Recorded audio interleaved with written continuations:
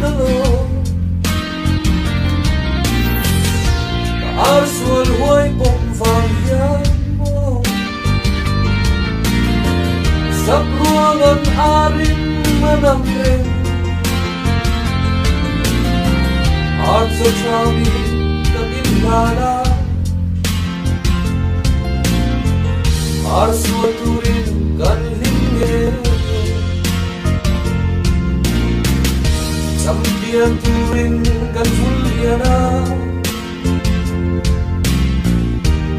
bet namun kan hanpan Ardang fanga arduan ay domlay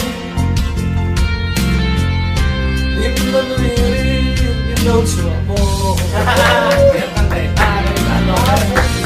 Kaya na kaarke Ardang fanga anlimay Wala yan sa arte Ardang fangalway tinulhi Nanatutolo sa arte Nang mga itumin ko mayroon Yo,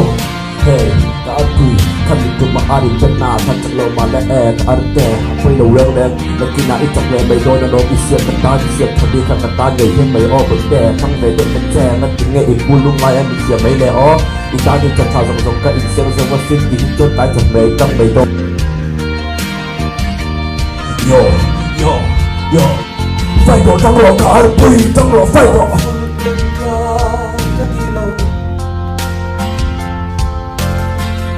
Arpong renta kanilaw Arpin ko kay siya kanilaw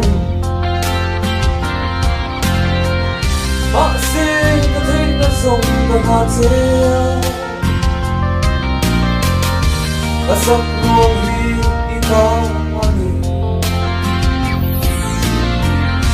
Kaarsual huay nagfagyan mo Tato